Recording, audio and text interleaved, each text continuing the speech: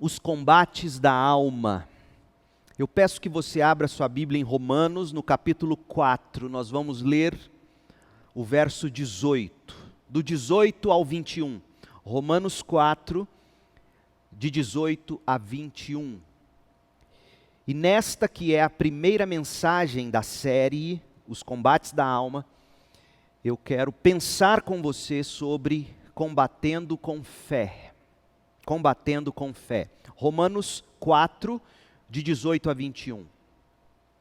Mesmo quando não havia motivo para ter esperança, Abraão a manteve. Mesmo quando não havia motivo para ter esperança, Abraão manteve a esperança, crendo que se tornaria o pai de muitas nações, pois Deus mesmo lhe tinha dito: esse é o número de descendentes que você terá. E sua fé não se enfraqueceu, embora ele soubesse que aos 100 anos seu corpo, bem como o ventre de Sara, já não tinha vigor. Em nenhum momento a fé de Abraão na promessa de Deus vacilou. Na verdade, ela se fortaleceu e com isso ele deu glória a Deus. Abraão estava plenamente convicto de que Deus é poderoso para cumprir tudo que promete. Nós estamos em guerra. Guerra contra o novo coronavírus. Guerra contra doenças ainda sem cura. Guerra contra o crime organizado. Guerra contra ideologias, polarizações. Nós estamos em guerra. As guerras são terríveis. As guerras contra as quais as guerras nas quais nós estamos engajados são assustadoras. Mas há uma guerra ainda muito mais séria. E que geralmente para tal nós não damos a devida atenção. Sejamos mais específicos. Nossa alma está em guerra. Nós lutamos contra gigantes. Sobre esses gigantes, David Jeremiah colocou da seguinte maneira no livro Derrotando os Gigantes da Vida. Ele disse assim: em tudo o que aspiramos está a sombra deles.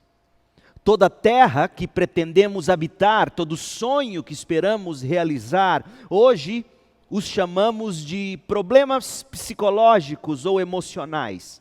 Mas são os mesmos velhos gigantes que nos intimidam como antigamente. Após anos de acovardamento, começamos a medir forças com eles. E como Israel diante do Jordão, nós dizemos o que está em Deuteronômio 9, verso 2. Seus habitantes são fortes e altos, descendentes dos famosos Enaquins. Você já ouviu o ditado: quem é capaz de resistir aos Enaquins?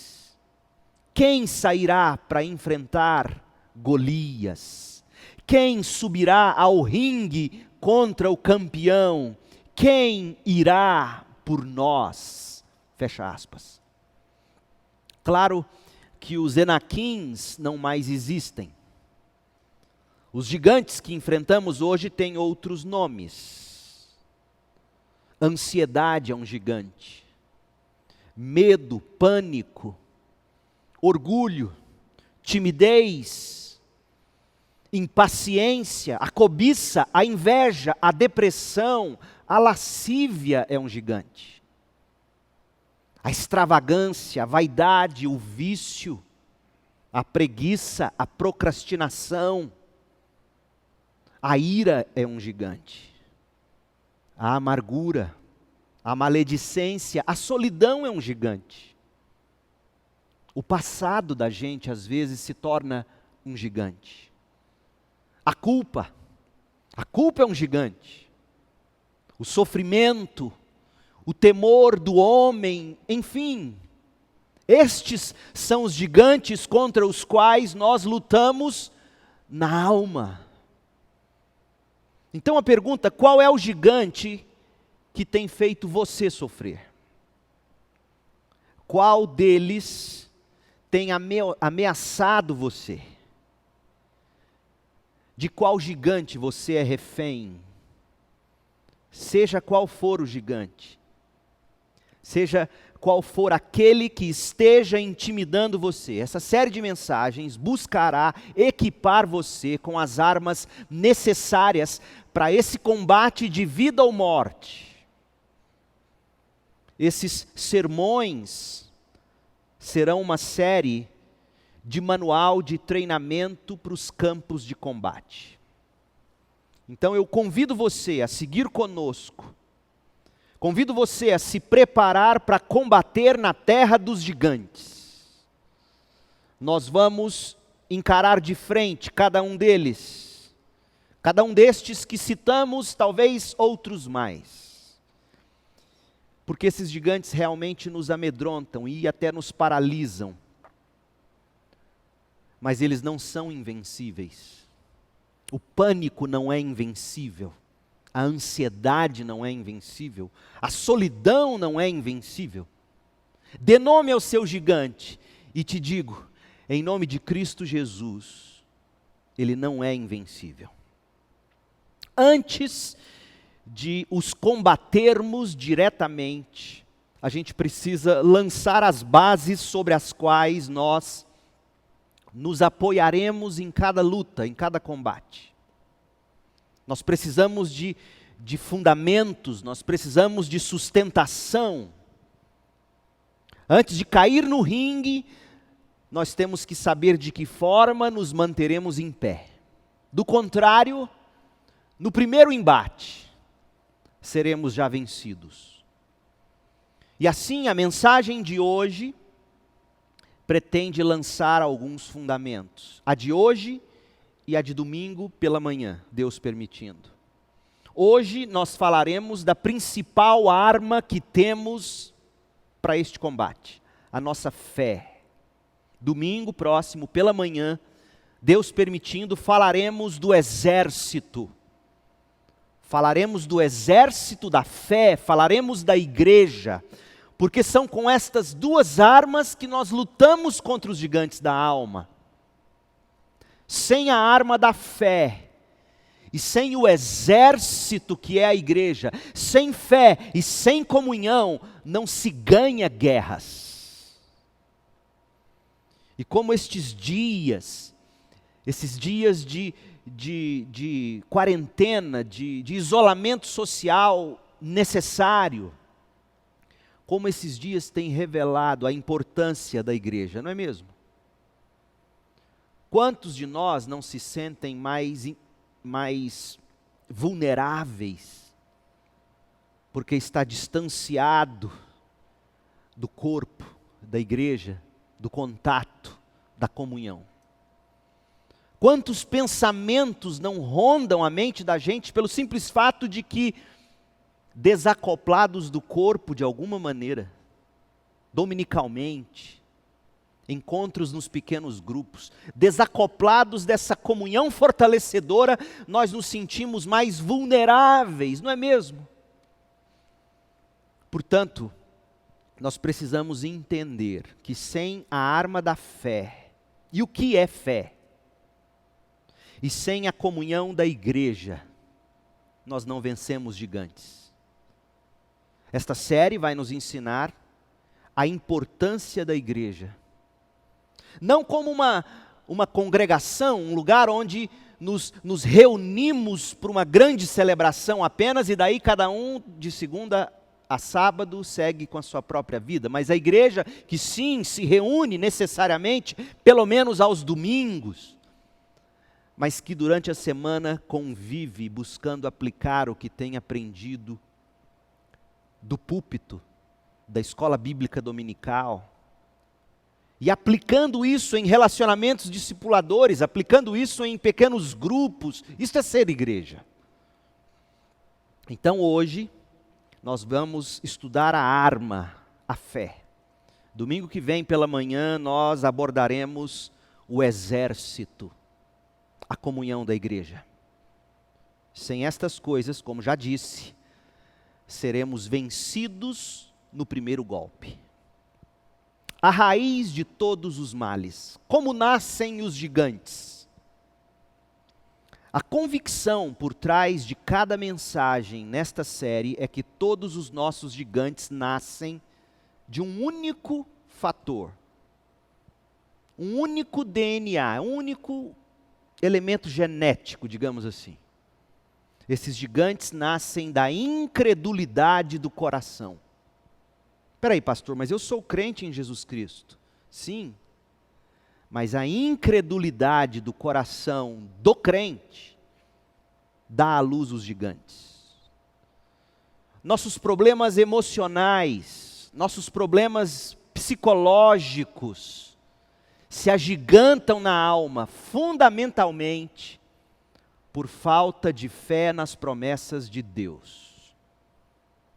Aliás, foi por falta de fé nas promessas de Deus que nós pecamos desde a primeira vez, e daí todos os males entraram no mundo. Abra sua Bíblia em Gênesis e veja comigo como tudo começou. Gênesis 3, versículo 1, a serpente era o mais astuto de todos os animais selvagens que o Senhor Deus havia criado. Certa vez ela perguntou à mulher: Deus realmente disse que vocês não devem comer do fruto de nenhuma das árvores do jardim? Verso 4, veja, a serpente põe a palavra de Deus em dúvida.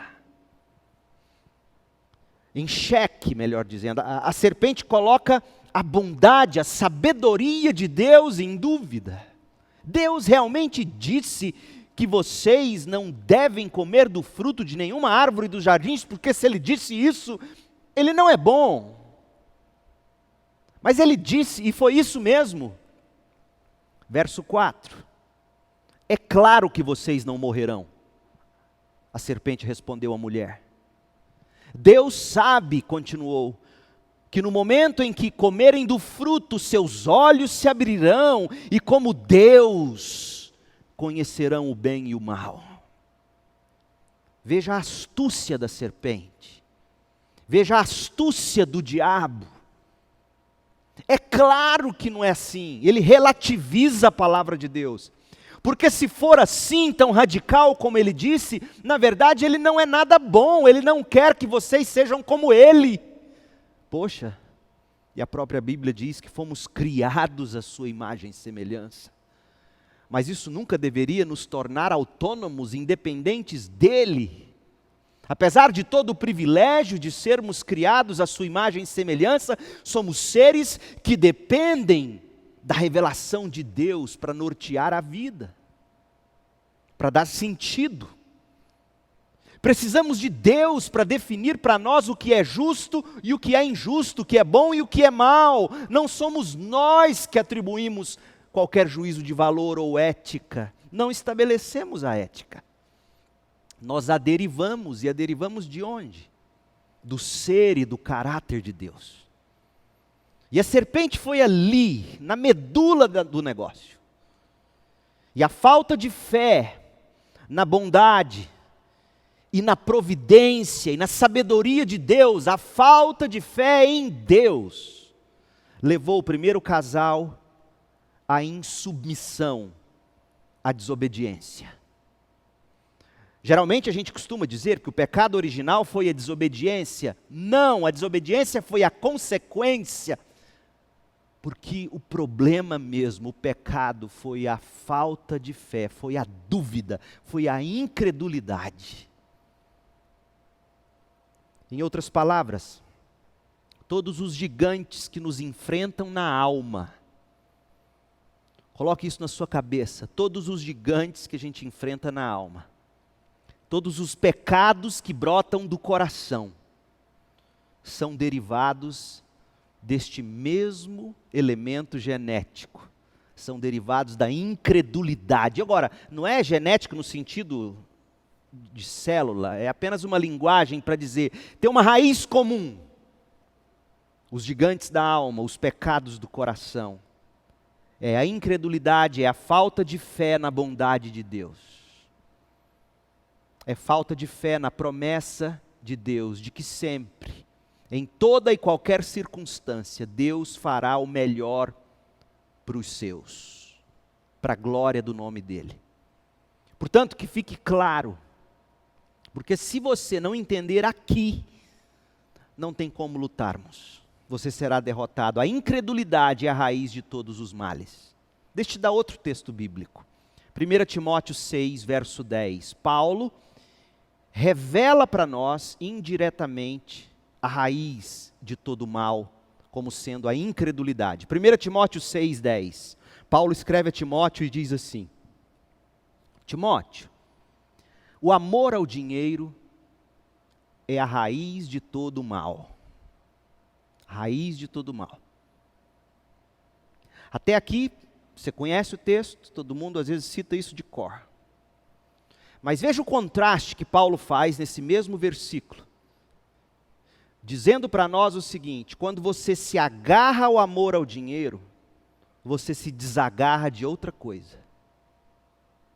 Olha o que ele vai dizer: o amor ao dinheiro é a raiz de todo mal, Timóteo, e alguns, por desejarem dinheiro, desviaram-se de Deus. Não, mas não é de Deus que ele fala, desviaram-se da fé. Fé aqui no sentido subjetivo, que nos leva a acreditar em algo objetivo, o próprio Deus. Porque doutrina nada mais é do que isso, formulações de quem Deus é e de como Ele age. Aplicação e implicações do caráter de Deus para nós. Então, Paulo está dizendo, o grande problema do amor ao dinheiro é que a gente se desagarra de Deus para se agarrar ao dinheiro. A gente desvia da fé e se envereda pelo dinheiro. A gente desdeseja Deus para desejar o dinheiro. Esse é o grande pecado da humanidade, o grande pecado dos corruptos de Brasília, de Washington, de qualquer casa pública de poder. O grande pecado deles não é roubar a nação. É desviar-se de Deus e fazer o que o dinheiro pode comprar para eles, o grande ídolo. E a consequência é que eles, como diz Paulo, afligem a si mesmos e aos outros. Obviamente sabemos das consequências da corrupção numa nação, por exemplo. Sabemos das consequências da corrupção quando um membro da família é corrupto. Quantas histórias de pais que foram corruptos, esposos, maridos corruptos, isso trouxeram sequelas graves para as famílias. Conheço histórias e histórias. É claro que Paulo não está dizendo que toda e qualquer atitude pecaminosa esteja relacionada ao dinheiro. Tá certo? Ou que o dinheiro está sempre em mente quando a gente peca. Mas o que Paulo está dizendo é que todos os males nascem de um certo tipo de coração, qual seja, do tipo de coração que ama o que não é Deus. Esse é o problema. E aí nascem os gigantes.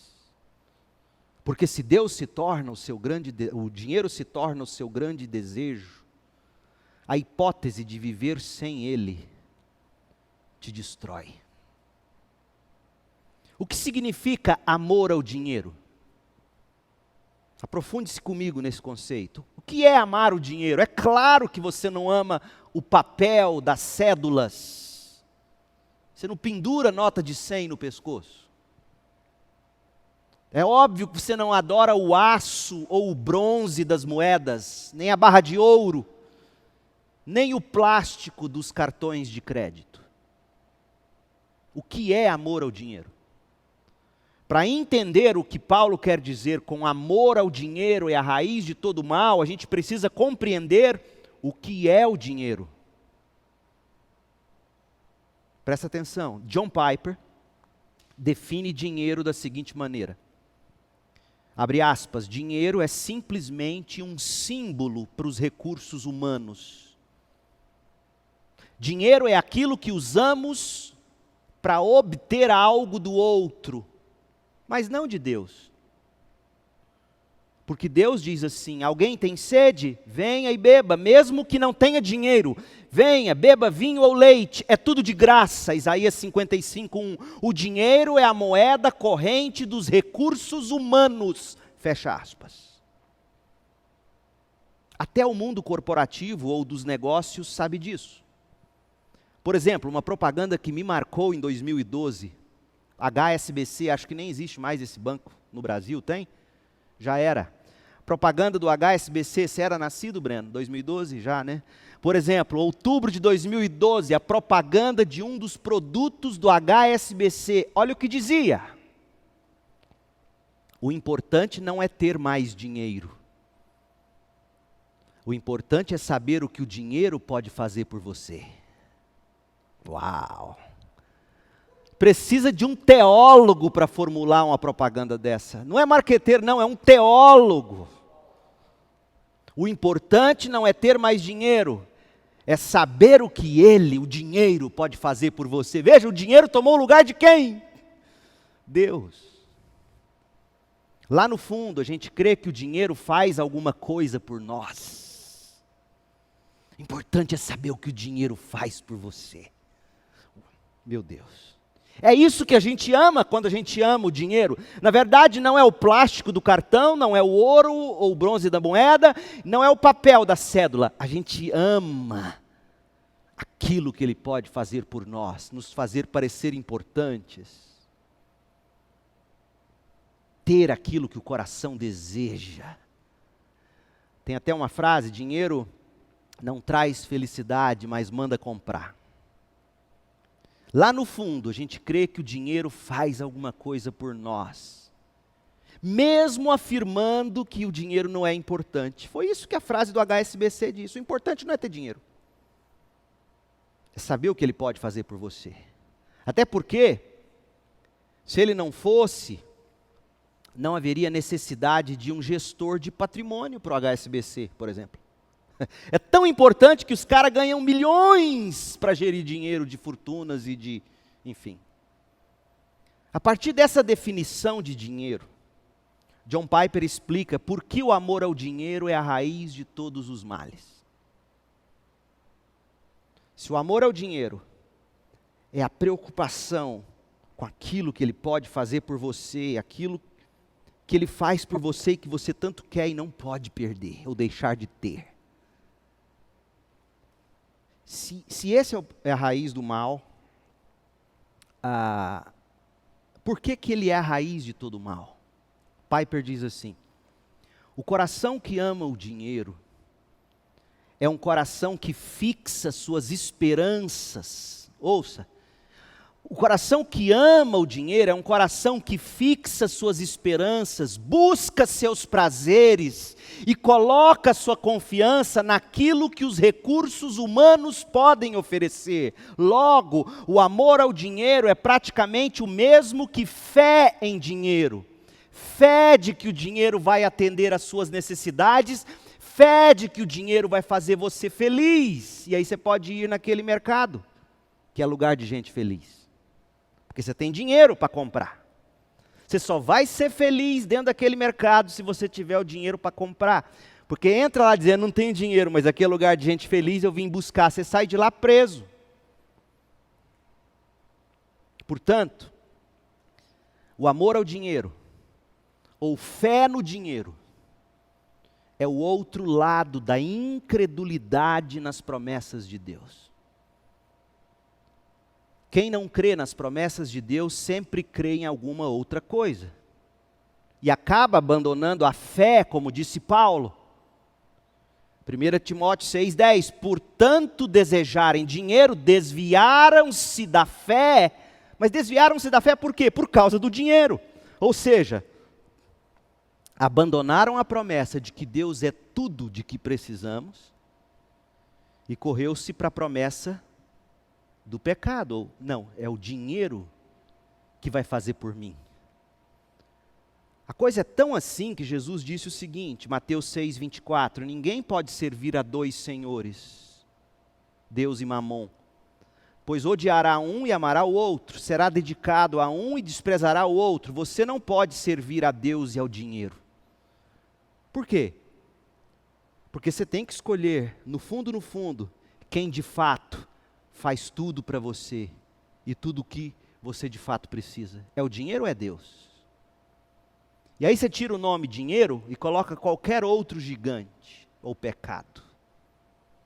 Um coração que ama o dinheiro, que deposita no dinheiro a sua esperança de felicidade, um coração que crê no dinheiro, de que ele é o que vai fazer tudo por mim, vai estar ao mesmo tempo deixando de crer nas promessas de Deus para a felicidade, quanto virando as costas para Deus. Portanto, quando Paulo diz que o amor ao dinheiro é a raiz de todo mal, ele revela que falta de fé nas promessas de Deus, incredulidade, é a raiz de toda atitude pecaminosa do coração. Percebe?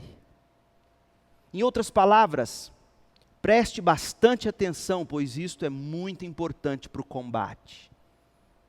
Os gigantes que combatemos na alma nascem da incredulidade, nascem da falta de fé nas promessas de Deus. Eu preciso lançar esse alicerce antes de ser mais prático.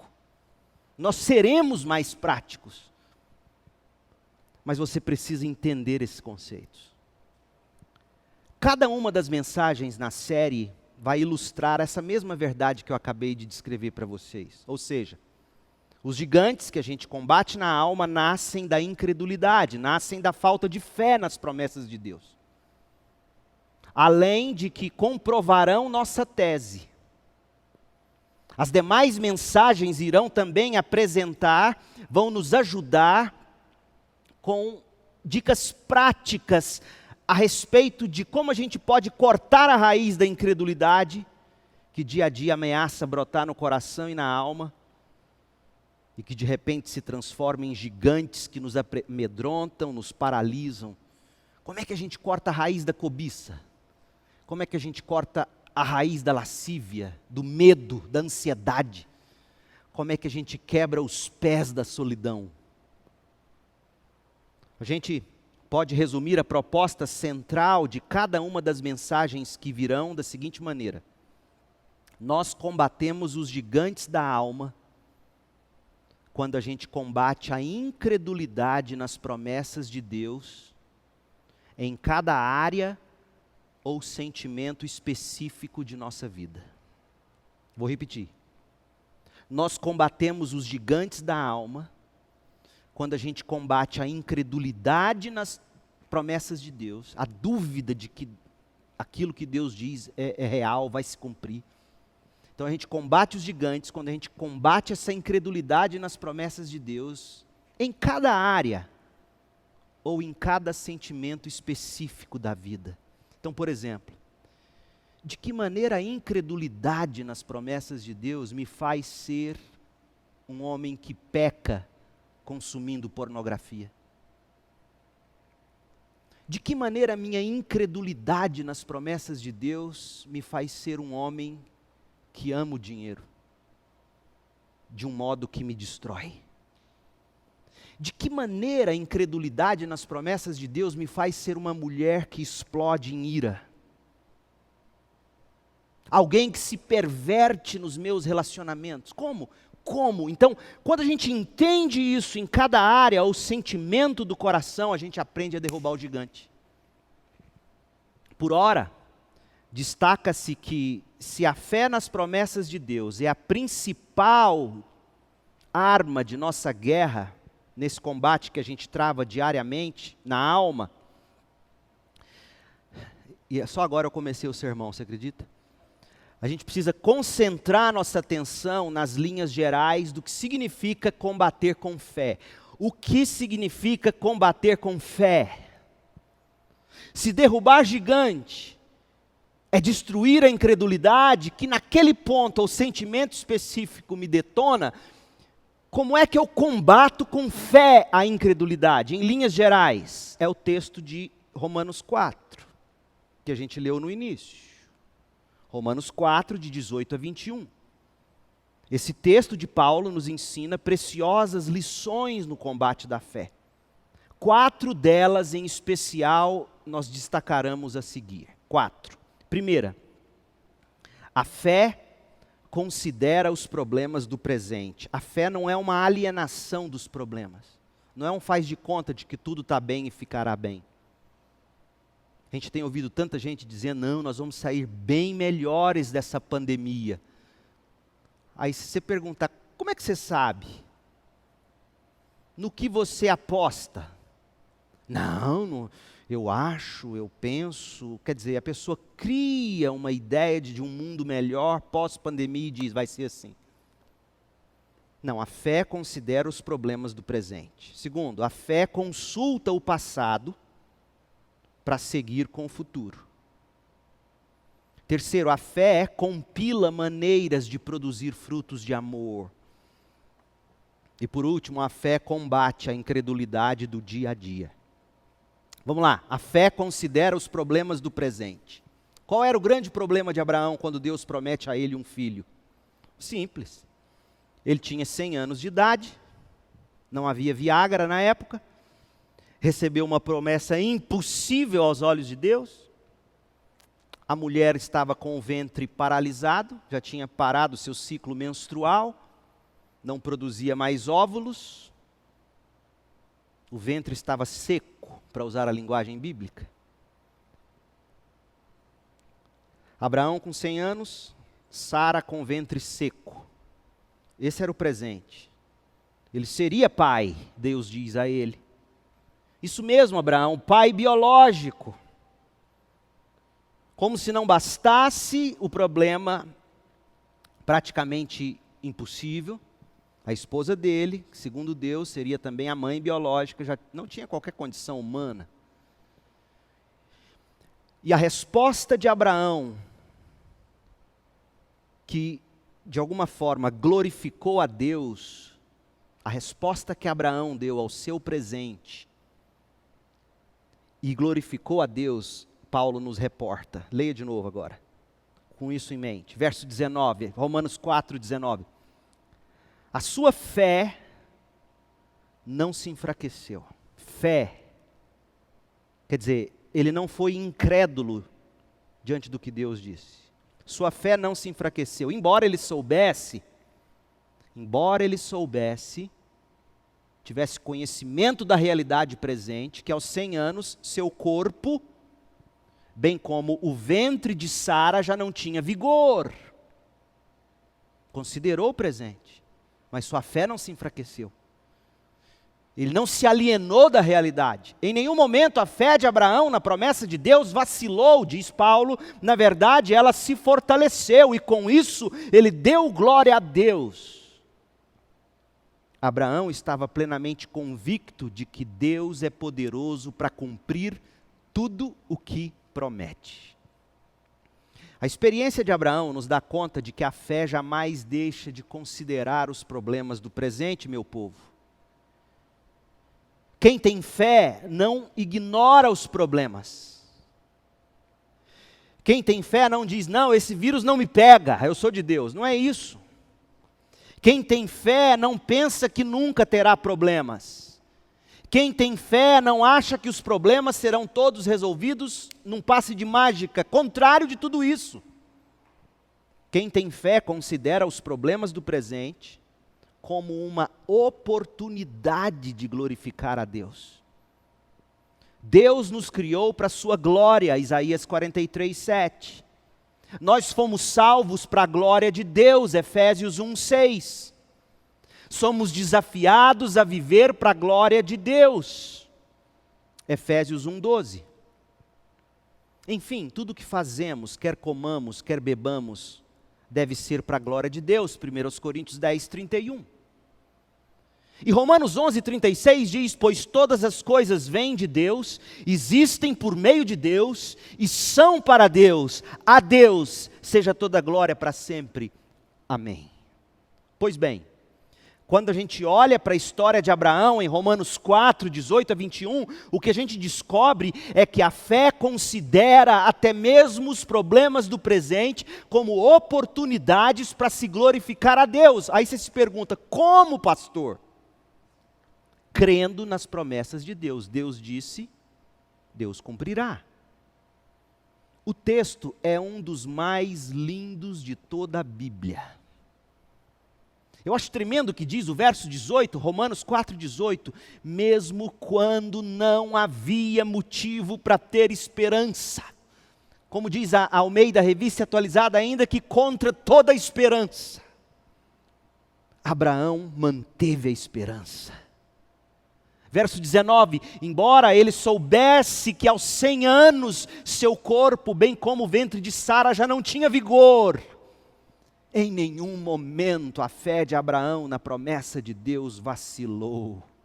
Na verdade, ela se fortaleceu nessa hora, porque veja, pinte a imagem na sua mente. Deus chega com uma promessa e diz, você vai ter um filho, seu e de Sara. Vai sair do seu corpinho de 100 anos, vai sair do corpinho dela de quase 100. Aí você pega a promessa de Deus e coloca ela face à realidade. A tendência é que a fé, mas a de Abraão. Abraão tinha uma promessa de Deus. E apesar dos problemas dele e dos de Sara, ele creu, ele estava plenamente convicto de que Deus é poderoso para cumprir tudo o que promete, verso 21. Se tudo é para a glória de Deus, a primeira coisa que você e eu devemos aprender é que quando combatemos os gigantes da alma, quando a gente está nesse combate, o que a gente tem que se lembrar é que a fé considera os problemas do presente, esse gigante, esse pânico, essa ansiedade, esse momento que aparentemente vai me destruir. Eu olho para ele e digo, Deus, eu vou exaltar o seu nome, crendo em tudo aquilo que o Senhor promete e cumpre para mim em Cristo Jesus. Eu sei, na sua cabeça você deve estar pensando, é um cheque em branco? Não, não é um cheque em branco. Aqui eu teria que pregar outra mensagem sobre essas promessas de Deus para nós já cumpridas em Cristo Jesus. Todas as coisas que Deus nos dá em Cristo Jesus são todas aquelas coisas de que precisaremos ou precisamos para chegar seguros até o céu, a presença gloriosa de Deus. Então, diante do meu grande gigante, eu olho na cara dele e digo para Deus, eu vou glorificá-lo crendo no Senhor. Eu não vou ceder a isso. Martinho Lutero escreveu assim, a fé honra aquele em quem ela confia.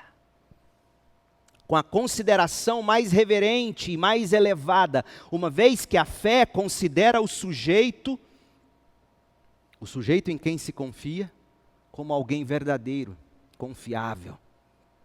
Não há qualquer outra honra igual à boa estima da verdade e da retidão com que honramos aqueles em quem cremos e confiamos. Quando você confia em alguém, você honra essa pessoa. Desacreditar dela é desonrá-la, diz Lutero. Por outro lado, não há outra maneira de mostrar maior desprezo por alguém do que considerá-lo falso, perverso, suspeitar dele ou dela, como fazemos quando não confiamos em alguém.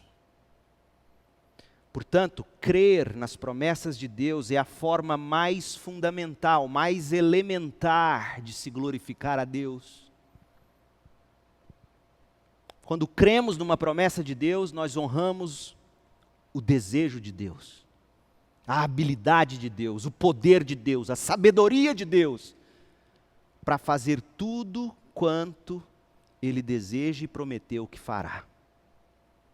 Portanto, a fé considera os problemas do presente como oportunidades de glorificar a Deus, crendo nas promessas. Segundo, a fé consulta o passado para seguir com o futuro. Então, esse primeiro ponto, voltando a ele antes de seguir, de forma prática. Você chega diante de um gigante que vai te derrubar e você olha na cara dele e diz, Deus sairá glorificado. Só de dizer isso, só de crer nisso, você já tem um motivo quase que imbatível para seguir enfrentando. A fé consulta o passado para seguir com o futuro. Além de que a fé glorifica a Deus, outra coisa que a experiência de Abraão nos ensina é que a fé que glorifica a Deus é do tipo que crê em Deus para alguma coisa no futuro. Seja daqui a 8 segundos, 8 milhares de anos, não importa. O que nos mantém fiéis a Deus, ouça o que eu vou te dizer, não é a gratidão, é a fé. O que Deus fez no passado é motivo de gratidão. Serve de garantia de que Ele fará o que prometeu quando chegar o futuro. É isso que nos move. A gratidão é uma maneira de se celebrar as garantias conquistadas no passado. Ah, como eu sou grato pela cruz. Mas a cruz me comprou algo para o futuro. E é crendo no que a cruz comprou para mim no futuro, que eu chego ao céu. Grato pelo que Ele fez, de outra forma eu não poderia vê-lo face a face.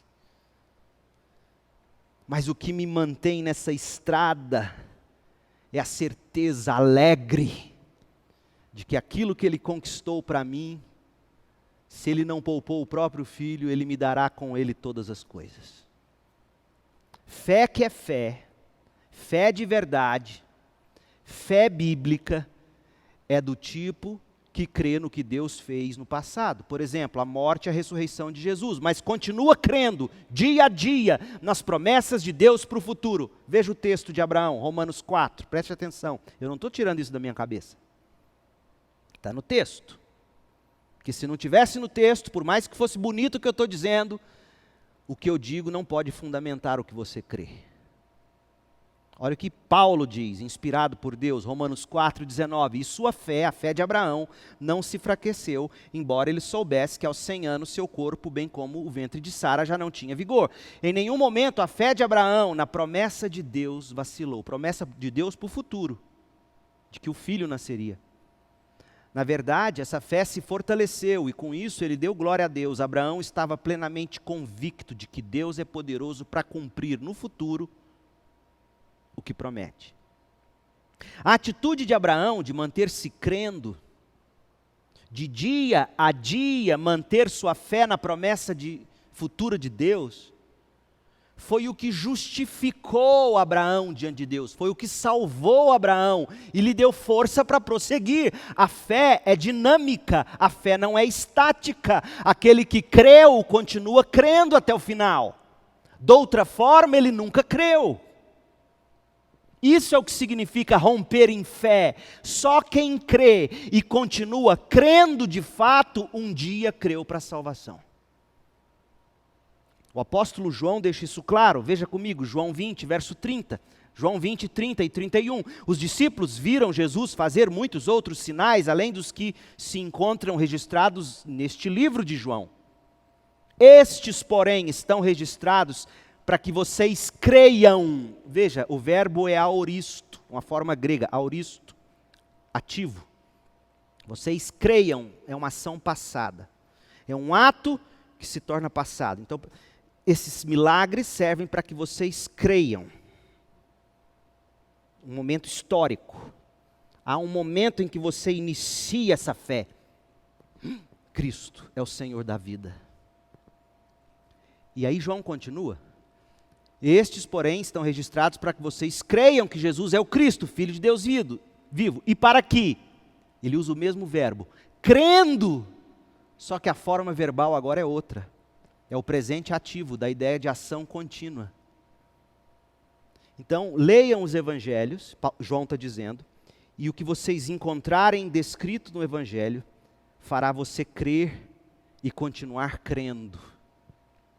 Para que vocês tenham vida, crendo tenham vida, crendo tenham vida. É uma ação contínua. Vida vem de se crer e crer de novo, e crer de novo, e crer de novo, toda hora. Crendo nas promessas. E João chama isso de vida pelo poder do nome de Jesus. Então esse poder vem do meu ato de crer a todo instante, de eu lembrar a minha alma a todo momento as promessas de Deus para eu não me abater. Fé que é fé que crê e não para de crer. Fé que é fé, continua crendo mesmo em meio às adversidades. O combustível para continuar crendo é consultar o passado com fé, para seguir em fé com o futuro. Paulo escreveu aos Romanos o seguinte, Romanos 8:32. Se Deus Pai não poupou, veja, passado.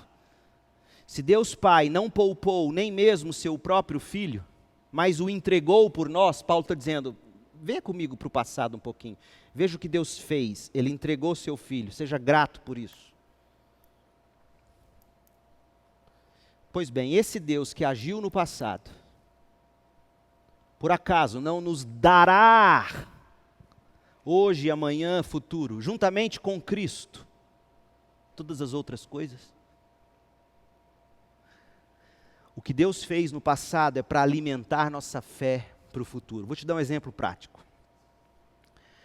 Depois de 13, quase 14 anos em Campinas, São Paulo, pastoreando, meus meninos entrando na adolescência.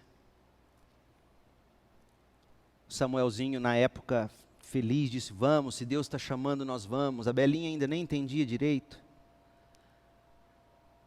Mas quando a gente chegou aqui, logo depois do primeiro, segundo, terceiro mês, a ficha caiu para o Samuel e ficou difícil para ele, lembrando dos amiguinhos, etc. E uma coisa que eu sempre carreguei comigo ao longo da vida. A Cris sabe disso, e eu procurei alimentar a fé do Samuel desse jeito. Eu virei para ele e disse, Sá, olha para o passado. O que você mais gosta em Campinas? Aí ele foi nomeando os amigos, as pessoas que mais representaram para ele. Colégio, escola, enfim. As viagens, praia, que a gente ia direto. Eu falei, Deus fez tudo isso. Será que Ele não fará ainda melhor? Lembro até hoje, os olhinhos dele em cima da minha cama, assim, lacrimejar, regalaram. Porque o passado serve para isso. Para a gente olhar e ver que Deus fez, mas o passado não é para eu me prender a Ele, porque se eu me prendo apenas àquelas grandes lembranças, como tanta gente faz, se prende no passado, achando que Deus é de passado, é de mortos, Deus é de vivos, Deus é do futuro. Paulo faz um exercício tremendo, ele diz, se Deus não poupou Jesus, entregou Ele. Agora vem comigo, olha aqui o futuro. Será que Ele não vai te dar todas as coisas de que você precisa para alcançar o que Ele comprou no passado? Salvação, presença de Deus eternamente. Será que Ele não te dará todas as coisas em Cristo? Foram compradas, pagas pelo sangue. Será que Ele não vai te dar a fé de que você precisa para atravessar esse vale de gigante? E a resposta é óbvia, é claro que Ele dará. Então é com fé no que Deus fez no passado, olhando também com fé nas promessas de Deus para o futuro, crendo que se Ele fez, Ele continuará fazendo, que nós exercitamos a nossa salvação. A fé consulta o passado para seguir com o futuro. Terceiro lugar, a fé compila maneiras de produzir frutos de amor. A fé de Abraão, do começo ao fim, produziu algo que jamais poderá ser ignorado, sob pena de não se compreender o propósito real da história de Abraão. A fé de Abraão produziu bênção. De Abraão nasceu o Messias. Relatou-nos Moisés, Gênesis 12, verso 1. O Senhor tinha dito a Abrão, deixe sua terra natal, seus parentes, sua família, família de seu pai, e vá para a terra que eu lhe mostrarei. farei de você, não alguém com uma grande reputação, uma grande biografia. Farei de você uma grande nação. Eu abençoarei. Eu vou tornar você famoso. Com um objetivo. Você será uma bênção para os outros. Tudo que Deus te deu é para os outros. Tudo. Tudo que Deus me deu é para os outros. Bênção. Bênção para as nações. A promessa de um filho a Abraão era parte do cumprimento dessa promessa de Gênesis 12, a qual Abraão creu, a qual o fez sair de Ur dos Caldeus. Abraão creu, pois estava, diz Romanos 4, 21, pois estava plenamente convicto de que Deus é poderoso para cumprir tudo o que promete. Então, quando você não crê, duas coisas pelo menos você agride em Deus. A verdade dele, o caráter dele, ele prometeu, aí você duvida. Mas não só o caráter, o poder dele. Ele é poderoso para fazer. Foi isso que fez de Abraão uma bênção. Foi isso que fez ele produzir frutos de amor. Esse tipo de fé de Abraão é o tipo de fé que transforma o coração da gente. Atos 15, verso 9, Deus não fez distinção alguma entre nós, Paulo falando, ele como judeu, Deus não fez distinção alguma entre nós, Paulo dizendo, nós judeus, e eles, gentios, eu e você que não somos judeus de sangue. Pois purificou o coração deles, nós, gentios, por meio da fé. É a fé que purifica o coração. A fé nos une a Cristo, por isso ela purifica o coração. A fé faz jorrar em nós o sangue da cruz, e isso limpa o coração e justifica o pecador. Uma vez em Cristo, nós vamos sendo transformados pela fé, de glória em glória, a sua imagem, semelhança. Em Cristo nós temos poder para mudar, nós recebemos coragem para agir segundo a vontade de Deus pela palavra. Ele diz, eu creio e obedeço. Foi isso que Abraão fez. 1 Tessalonicenses 1, verso 3. Paulo escrevendo aos Tessalonicenses diz, quando oramos por vocês diante de nosso Deus e Pai, relembramos seu trabalho fiel. Mas a NVI coloca de uma forma linda, nós relembramos o seu trabalho que resulta da fé. O trabalho que honra a Deus é resultado da fé na promessa de Deus. Seus atos em amor, ou seja, seus esforços motivados pelo amor. Paulo está dizendo, nós nos relembramos disso, desse trabalho que resulta de fé, nós nos lembramos desse esforço de vocês que é movido pelo amor, e pela firme perseverança, ou perseverança proveniente da esperança em nosso Senhor Jesus Cristo. A fé é poder, não a fé na fé, não a fé naquilo que você deseja, mas fé em Cristo, a fé nas promessas de Deus em Cristo é que é poder. A fé nunca nos deixa da mesma forma, nem pode, pois tudo aquilo no que colocamos a nossa esperança tem o poder de governar a nossa vida. Nossas escolhas sempre são governadas por aquilo que colocamos nossa esperança. Dinheiro, prestígio, sucesso, conforto, lazer, etc.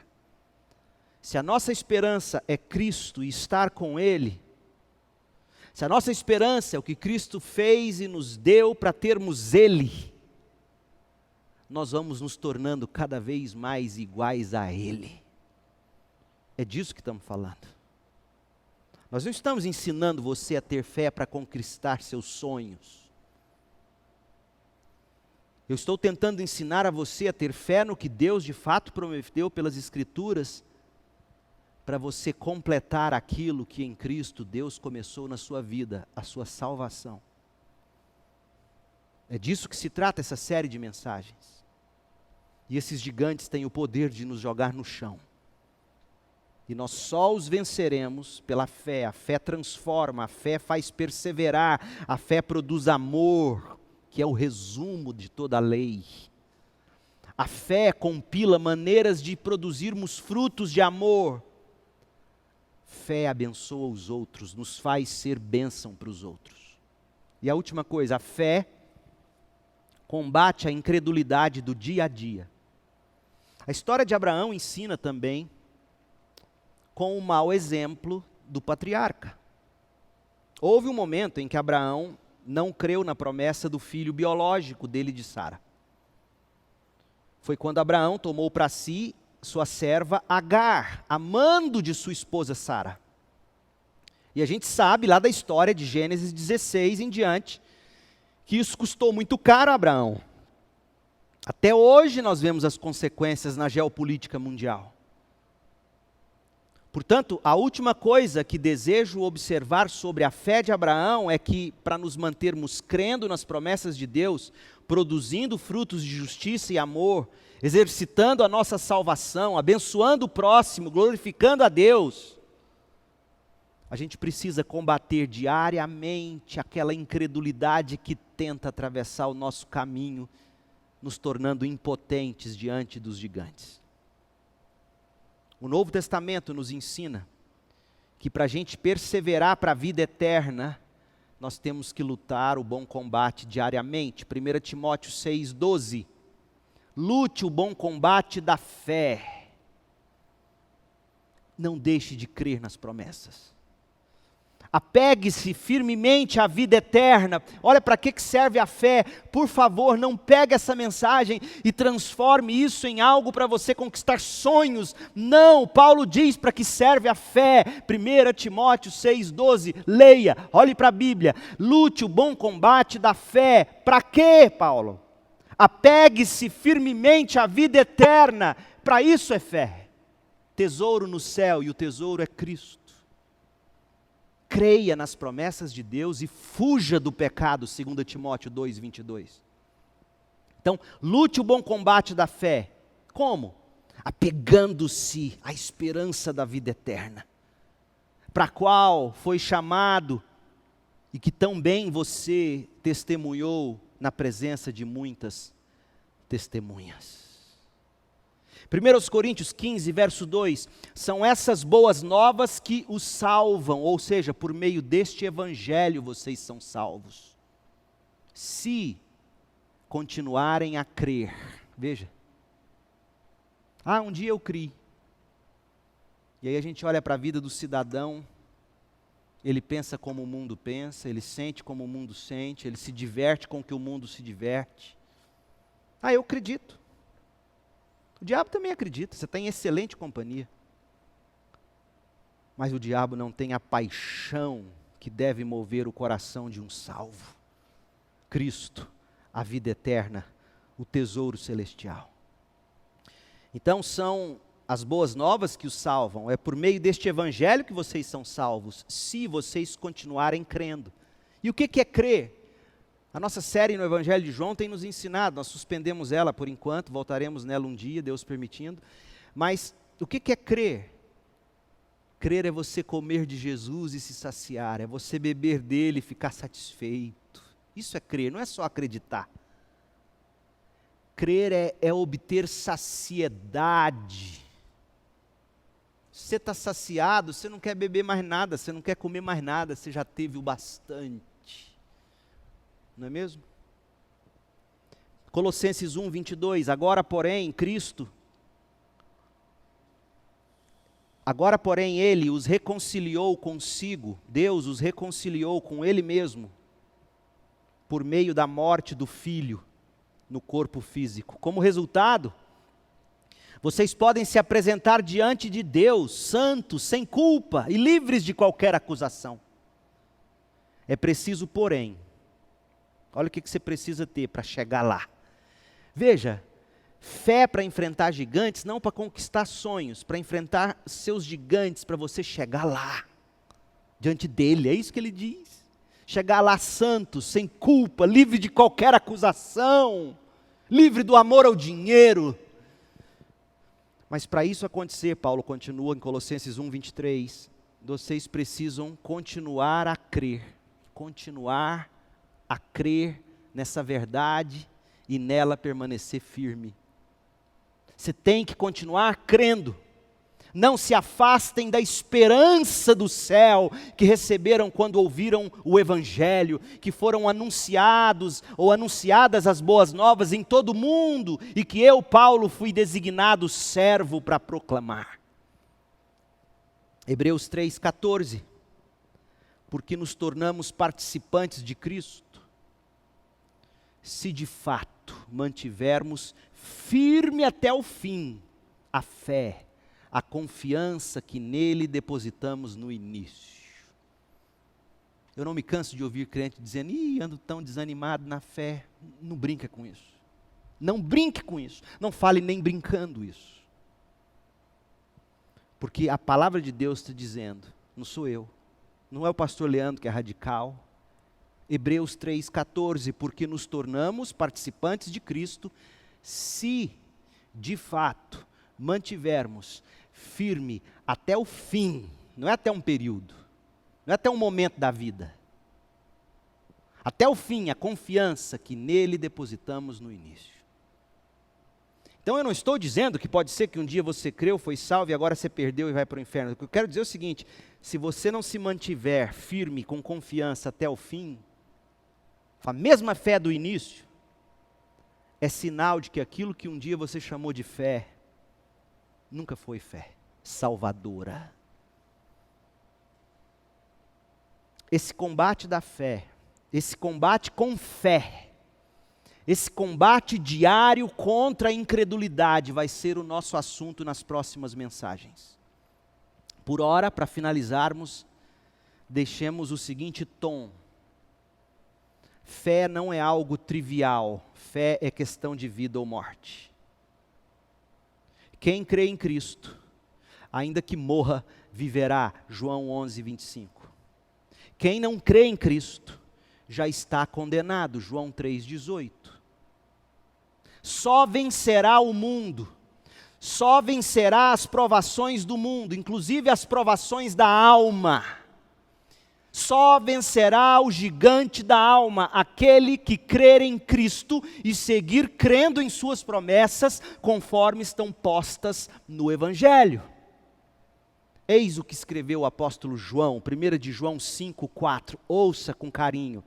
Pois todo aquele que é nascido de Deus, vence este mundo, vence os gigantes. E obtemos essa vitória pela fé. Quem vence a batalha contra o mundo? Pergunta o apóstolo. Quem vence o gigante da alma?